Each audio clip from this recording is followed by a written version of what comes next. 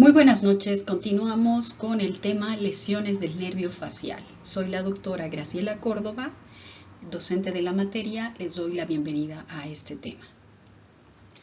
El séptimo par craneal o nervio facial es un nervio multimodal que lleva fibras tanto generales como especiales. ¿Recuerdan la explicación que hicimos en el tema anterior?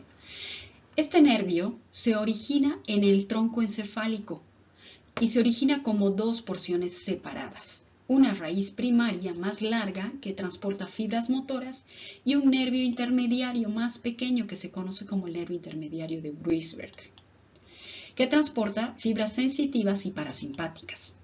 Las dos porciones salen del cráneo a través del conducto auditivo interno y viajan a través del conducto facial.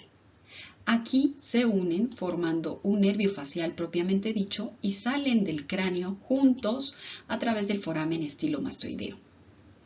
Una vez que el nervio facial alcanza el rostro, este permite muchas funciones tales como la expresión facial, la secreción de glándulas como las lagrimales y la sensación del gusto en los 2/3 anteriores de la lengua. Veremos qué ocurre.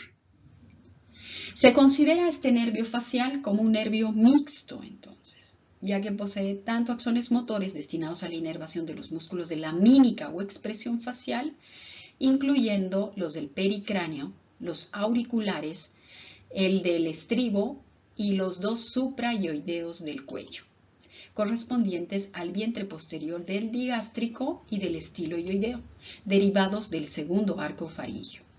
Los axones sensitivos conducen los impulsos dolorosos térmicos y táctiles desde el conducto auditivo externo por la raíz sensitiva denominada nervio intermediario o de Bruisberg, junto a los axones especiales o gustativos provenientes de los 2/3 anteriores de la lengua y las fibras eferentes parasimpáticas que inervan a las neuronas postganglionares de los ganglios esfenopalatino y submandibular para la inervación secreto-motora de las glándulas lagrimales y salivales, con excepción de la glándula parótida.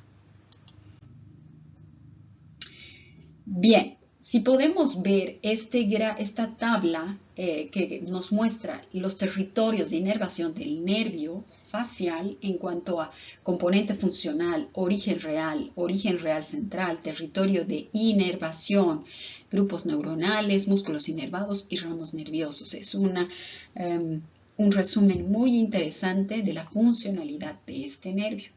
Para empezar, el nervio facial es un nervio eferente visceral general, parasimpático, eferente visceral especial, aferente visceral general, aferente visceral especial y aferente somático general, que posee núcleos distintos, como son el núcleo salivar superior, que es un eferente visceral general, un núcleo motor del nervio facial, que es un eferente visceral efector, un núcleo del tracto solitario, ¿sí?, que es un núcleo aferente visceral general y un aferente visceral especial.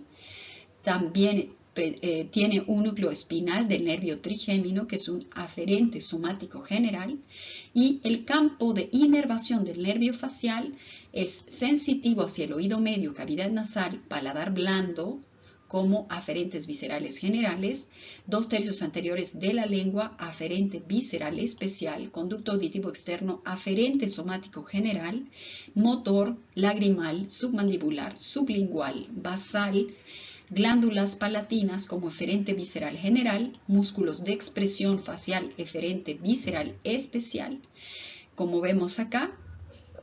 Y en este siguiente gráfico, si es que se puede ver ahora, podemos ver justamente el componente aferente visceral especial del nervio facial, proveniente de la corteza cerebral, acá, ¿sí?, hacia el núcleo ventral posterior medial del tálamo, dirigiéndose desde este núcleo hacia el núcleo solitario y de allá hacia el ganglio geniculado, finalmente al nervio facial y la cuerda del tímpano. Y de la cuerda del tímpano va a proseguir hacia el nervio lingual, 2/3 anteriores de la lengua, y por otro lado hacia el foramen estilomastoideo y los corpúsculos gustativos de los 2/3 anteriores de la lengua. Esa es su trayectoria. El nervio facial tiene su origen aparente en la fosa supraolivar, entre la oliva vulvar y la protuberancia cerca del ángulo pontocerebeloso. Avanza lentamente hacia la porción petrosa del hueso temporal y penetra en ella junto con el octavo par o vestíbulo coclear y la arteria laberíntica a través del meato acústico interno, dentro de la porción petrosa del hueso temporal. Algunos autores le describen al nervio facial 3 porciones, una intracraneal piramidal, que es la canalis facial, y otra periférica. Otros autores refieren 6 porciones: cisternal, que corresponde al recorrido del nervio. El recorrido periférico del facial se puede resumir en intrapetroso a partir del ingreso del nervio a la porción petrosa del temporal por el meato acústico interno hasta su emergencia por el foramen estilomastoideo, y en extrapetroso desde el foramen estilomastoideo hasta su ramificación terminal dentro de la glándula parótida. En el recorrido intrapetroso, el nervio facial, inmediatamente lateral al meato acústico interno, se localiza en el ganglio geniculado con neuronas pseudo-unipolares que representan el origen real de los componentes del aferente somático general y del aferente visceral especial. A partir del foramen estilomastoideo identificado en la base del cráneo, el nervio facial inicia el recorrido extrapetroso. A este nivel, el nervio se localiza a 5 centímetros de profundidad a la piel y emite ramos motores directos para los músculos estiloioideo y vientre posterior del digástrico. Luego el nervio se dirige horizontalmente hacia adelante a través de la glándula parótida, donde se ramifica de manera variable para inervar a los músculos ipsilaterales de la mímica facial. En esta diapositiva también al lado izquierdo podemos ver en esta primera figura en primer plano los músculos de la mímica facial, como son el músculo largo del cuello, el platisma, el risorio o músculo de la risa, el depresor del ángulo oral, el depresor del labio inferior, el mentoniano o mental, el orbicular de la boca, el cigomático mayor, el cigomático menor, el orbicular del ojo, el próceres, el vientre frontal del occipito frontal, que pues son los músculos a los cuales se dirige la inervación funcional de este nervio. Y en esta otra figura número 2 podemos ver las conexiones nerviosas del componente eferente visceral general del nervio facial, como son el núcleo salival, el ganglio geniculado, la cuerda del tímpano, la apófisis estiloides del temporal, la apófisis mastoides del temporal, aquí está estiloides y mastoides, el nervio lingual, el ganglio submandibular, la glándula sublingual, la glándula submandibular, aquí en número 9, el nervio petroso mayor en 10, el ganglio esfenopalatino en 11, la glándula lagrimal en 12, las glándulas nasales en 13 y las glándulas salivales menores en 14. En esta diapositiva podemos ver que el ganglio esfenopalatino no solo proporciona axones eferentes para la glándula lagrimal, también emite variables ramos nasales, nasopalatinos, orbitarios y palatinos, los cuales estimulan la secreción de las glándulas localizadas en mucosas nasal, de senos paranasales y cavidad oral. Es probable que junto con los axones vegetativos del nervio petroso superficial mayor, también hayan axones motores para los músculos del velo palatino o paladar blando procedentes de la comunicación entre el facial y el ganglio yugular del vago. Vemos en la figura 5 la inervación secreto-motora de la glándula lagrimal con el nervio lagrimal en 1, el ramo comunicante del nervio cigomático, aquí en 2, el nervio infraorbitario acá. El ganglio esfenopalatino, aquí, en 4. En 5, los nervios palatinos mayor y menor,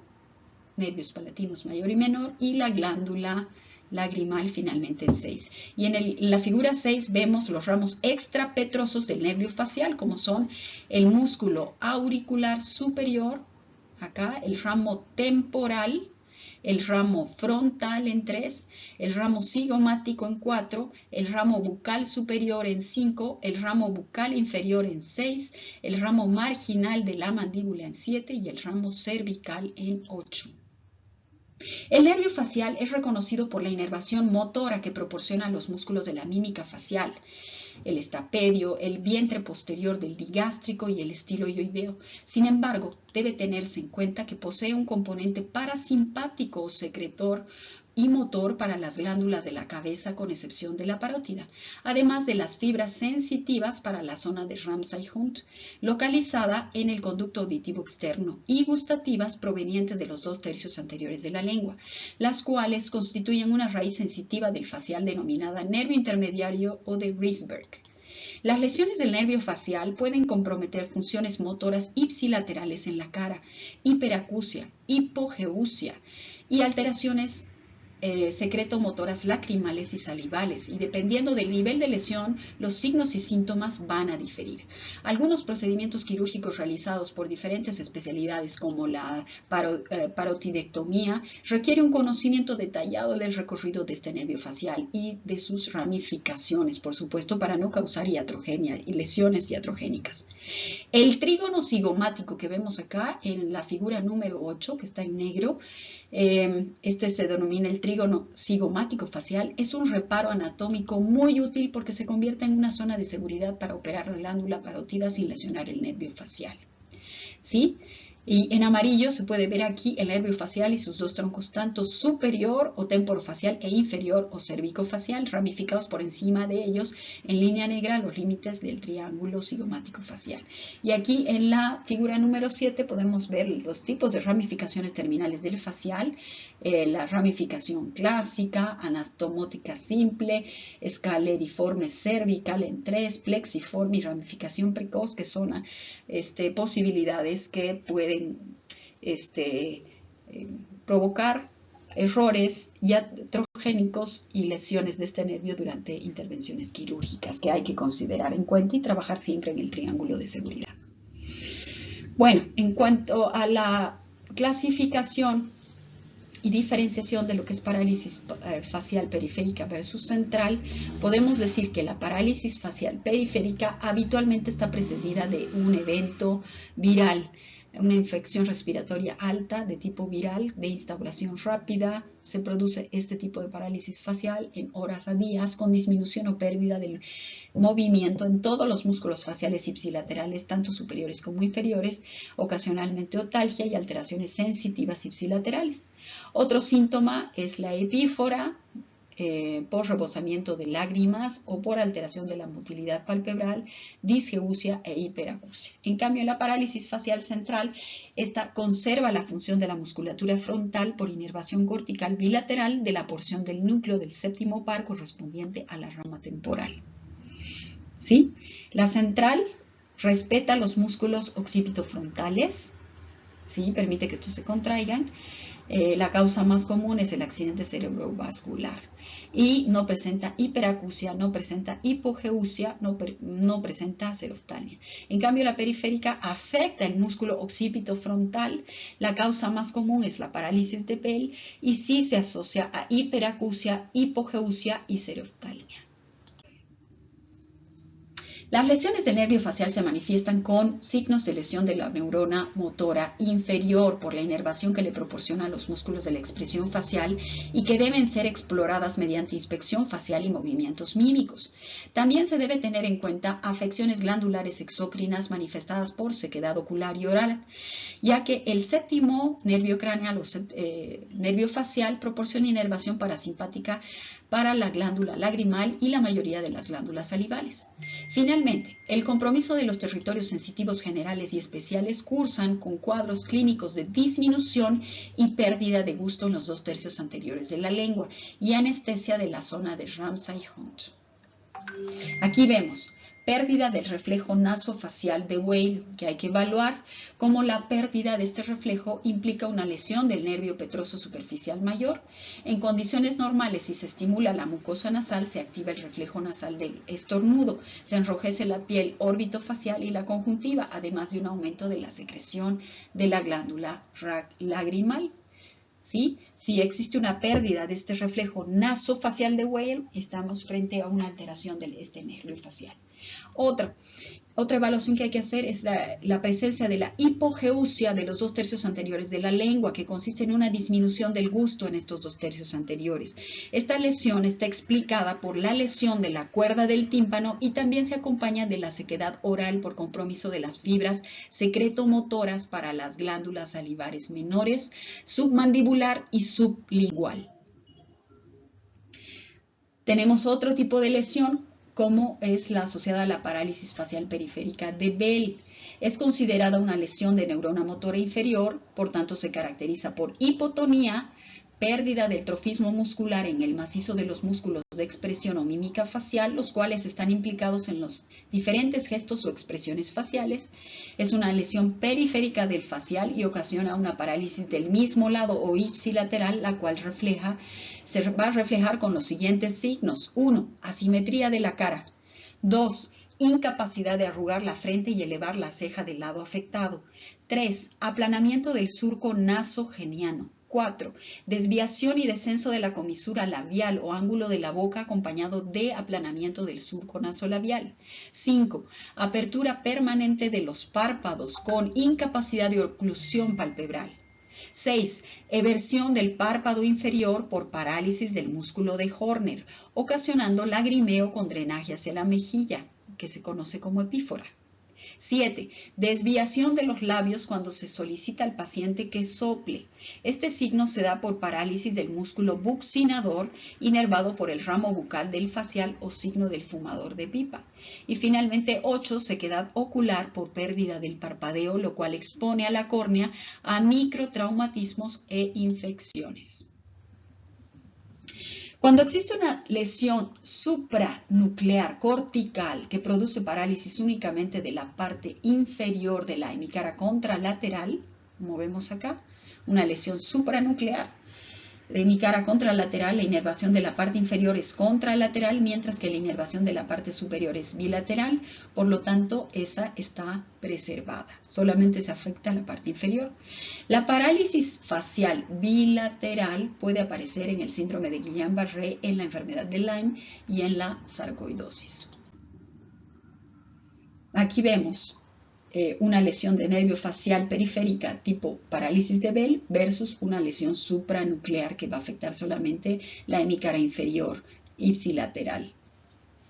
Y podemos ver acá cómo se logra afectar todo el macizo facial de ese lado.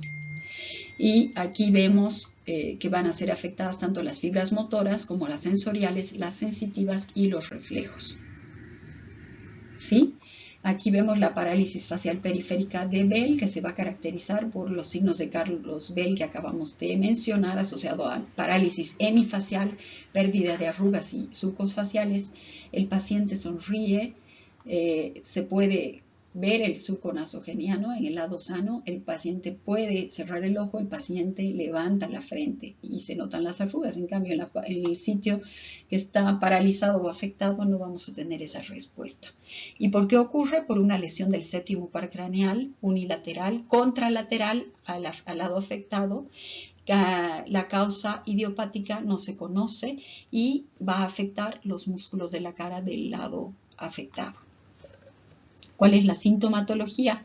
Disminución de la secreción y la función de las glándulas salivales, lagrimales, la nariz, el paladar, sequedad de las mucosas, pérdida del gusto de los 2/3 anteriores de la lengua, párpado caído, dificultad para cerrar el ojo, bajar la ceja, comisura del labio caído y arrugas de la frente o nasolabiales desaparecidas. En cuanto a la historia clínica y exploración física para evaluar esta parálisis de Bell, bueno, ya sabemos cuáles son los signos que debemos buscar, ¿sí? Debemos evaluar además el signo de Ramsay-Hunt, que es un dolor retroauricular intenso, presencia de vesículas en conducto auditivo externo y pabellón. La ausencia de estas vesículas no excluye el síndrome. Afectación del octavo par en el 40% de los casos, desde inestabilidad e hipoacusia hasta vértigos, mareos, acúfenos. En un 25% de los casos, la parálisis facial aparece posterior a la presencia de vesículas de herpes zóster, que bueno, esto tiene mejor pronóstico y más grave si es que pues el pronóstico lleva a un menor índice de recuperación con lesiones permanentes. Siempre pensar en una tumoración en caso de masas cervicales a nivel de la parótida o submaxilares, inicio progresivo, que sea recidivante en el 10% de los casos o sin resolución o empeoramiento del caso en los pasados meses y afectación de otros pares craneales con presencia de historia previa de neoplasias. Es importante además diagnosticar si es que hay compromiso de nervio facial periférico o central, hacer el diagnóstico diferencial de parálisis facial central versus periférica que ya hemos aprendido a hacer, si hay compromiso auditivo, si hay presencia de masas en cuello, parótidas o submaxilares o lesiones cutáneas y anotar el lado que está afectado y el grado de parálisis. La etiología de la parálisis de Bell es generalmente de causa desconocida, o sea, idiopática, pero se asocia a infecciones virales tipo herpes zóster, traumatismos de la base del cráneo, tumores craneales que compriman al nervio, incisiones para drenaje de algunos procesos dentoalveolares, otitis media, por inflamaciones agudas o traumáticas quirúrgicas de los tejidos adyacentes al nervio facial o a sus ramas terminales, las cuales serán comprimidas por los tejidos circundantes inflamados temporalmente, y eso va a producir una neuropraxia temporal. Otras causas, enfermedades sistémicas tipo hipertensión y diabetes pueden estar relacionadas. Y finalmente los trastornos vasculares como aneurismas de las arterias basilares y pacientes con enfermedad tipo HIV de inmunosupresión. ¿Sí? Entonces, etiología idiopática o de Bell hasta el 75%, traumática hasta el 25%, herpes zóster óptico hasta el 12%, tumorales 6% y parálisis facial por inflamación otítica 5%. Ahí están otro tipo de causas intracraneales, intratemporales, misceláneas y extratemporales. Hablando de grado de afectación, tenemos esta escala de graduación de la función facial de House-Brackmann, que nos dice que es grado 1 cuando la función es normal en todos los territorios, es grado 2 cuando hay una disfunción leve, ligera o leve debilidad de la musculatura apreciable tan solo con la inspección meticulosa, en reposo, simetría normal, sin sinestesias, ni contracturas ni espasmos faciales.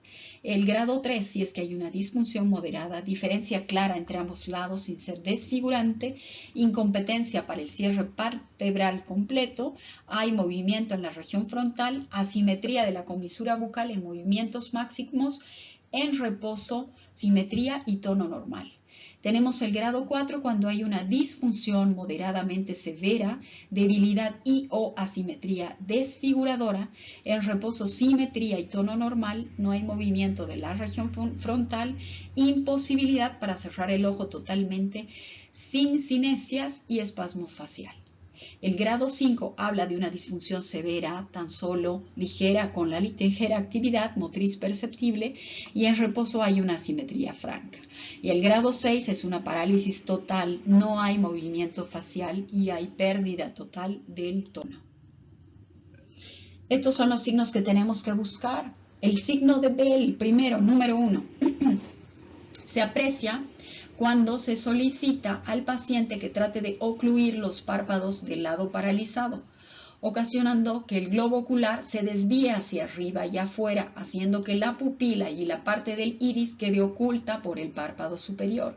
Este signo puede desaparecer durante el sueño por la influencia del sistema extrapiramidal, el cual relaja el tono del músculo elevador del párpado superior inervado por el nervio ocular, oculomotor o tercer par craneal. Luego viene el número 2 o signo del desnivel pupilar negro.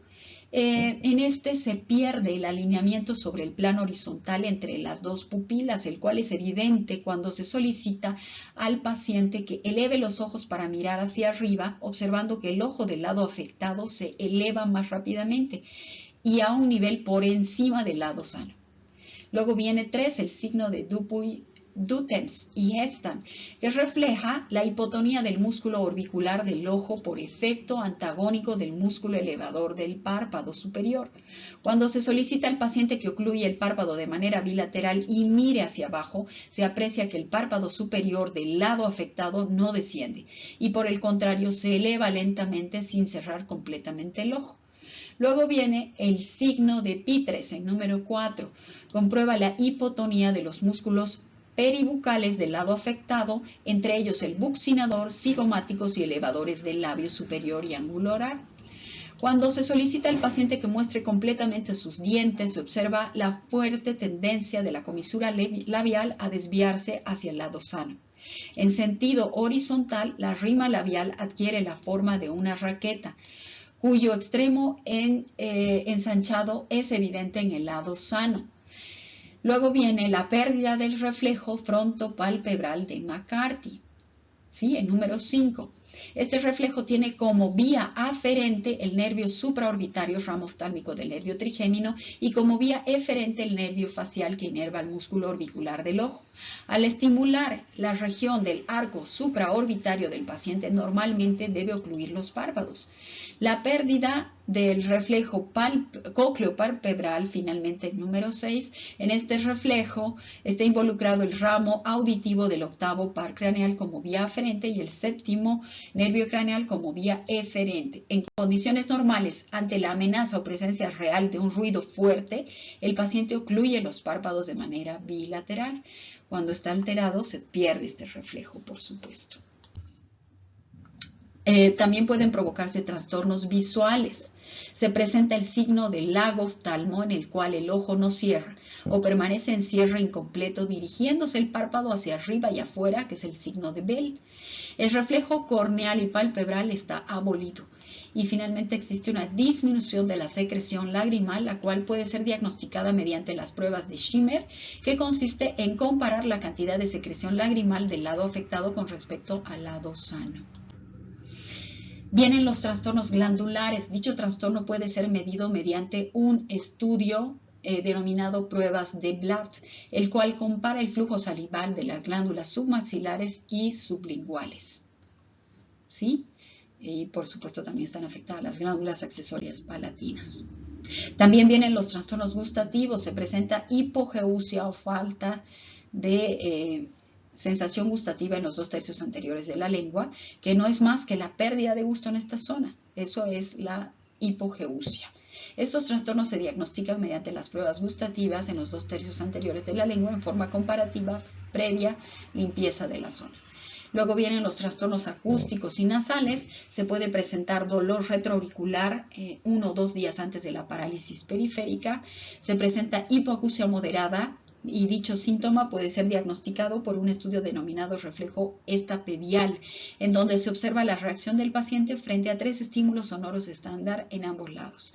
Luego viene la desviación de la punta de la nariz hacia el lado sano y la inhibición de la secreción de las glándulas de la mucosa nasal. ¿Cuál es el algoritmo diagnóstico? Si tengo una parálisis facial unilateral con disminución de la salivación y disgeusia o ageusia, entonces, y estoy frente a una disminución del lagrimeo y va a mejorar en un mes más o menos pródromos y el paciente tiene antecedentes de pródromos gripales y las funciones del quinto par, del noveno par glosofaringeo y del 11º par espinal están conservados, entonces estoy frente a una probable parálisis de Bell. Pero si no es unilateral, debo investigar un síndrome de Guillain-Barré, sarcoidosis, enfermedad de Lyme para descartar parálisis facial central. Si es que no hay disgeusia o ageusia, estoy frente a una afectación extratemporal. Si no hay disminución del lagrimeo, afectación timpánica o mastoidea, debo realizar una otoscopía y si está alterada es una afección a nivel del oído. Si es que mejoría de un mes, pródromos gripales, no existe antecedente de infección respiratoria, debo investigar afectación intracraneal, de pronto un tumor. Entonces, ese es el esquema diagnóstico para la parálisis facial periférica. ¿Sí? Bueno, esta parálisis de Bell causa una parálisis facial muscular y debilidad muscular temporal. Factores de riesgo: embarazo, diabetes, predisposición genética, infección respiratoria alta y el estrés. ¿Sí? Causa un compromiso del séptimo par craneal, síntomas: inhabilidad para formar arrugas en la frente, para levantar el párpado y para cerrar el mismo, ¿no? Para levantar la ceja y para cerrar el párpado. Y se cae además el ángulo del labio, de la comisura labial. ¿Qué debo hacer en estos casos? Tratamiento antiviral, fisioterapia y lubricación de los ojos, por supuesto. ¿Cuál es el tratamiento? En la parálisis de Bell, si esta se diagnostica en menos de 72 horas, nos lleva a un buen pronóstico de resolución. ¿Cuál es el esquema? Prednisona 1 miligramo por kilogramo de peso durante 10 días. Y posteriormente ir reduciendo antes de enviar al paciente a la casa. Gotas, lágrimas artificiales para proteger al ojo y antivirales, por supuesto. Si estoy frente a un síndrome de Ramsay-Hunt precoz, pues no tiene tan buen pronóstico. Igual debo administrar prednisona 1 miligramo por kilogramo de peso durante 14 días y reducir para pasar al paciente a domicilio. Protección ocular, aciclovir 800 miligramos cada 6 horas durante 10 días por vía oral. Si estoy frente a una parálisis facial secundaria a un proceso otítico, inflamación del oído, corticoides intravenosos, antibioticoterapia y una intervención quirúrgica posiblemente. Si estoy frente a una masa tumoral o frente a un cuadro traumático u otros, hacer tratamientos específicos y debo admitir al paciente, por supuesto, al hospital. ¿Sí? Si es que la parálisis es bilateral o hay afectación de otros pares craneales, con importante afectación del estado general, debo hospitalizar al paciente para estudiarlo de manera completa. ¿Cuál es el pronóstico? El 90% de los pacientes se recuperan totalmente en las primeras semanas. La presencia de signos de denervación después de los 10 primeros días pronostica un prolongado retraso de recuperación hasta que aparezca la regeneración, siendo a veces la recuperación de manera incompleta. Conclusiones: la parálisis de Bell es la patología más frecuente del nervio facial. Esta patología no amenaza la vida del paciente, recuperándose generalmente entre la primera y la tercera semana de iniciada la enfermedad. En la parálisis de Bell hay una alteración de la musculatura mímica de la cara, glándulas salivales sublingual y submaxilar, glándulas mucosas nasales y lagrimales, y todo esto está en estrecha relación con la profesión odontológica, por supuesto, y por eso muchas veces estos pacientes llegan inicialmente hacia ellos y estos deben conocer el cuadro, deben conocer la función, la anatomía del nervio facial y las patologías que lo afectan, por supuesto. Nosotros como estudiantes de medicina de tercer año debemos conocer este tema en detalle, debemos aprender a reconocerlo y debemos aprender a derivar oportunamente cuando sospechamos de una parálisis central con otra etiología. Eso ha sido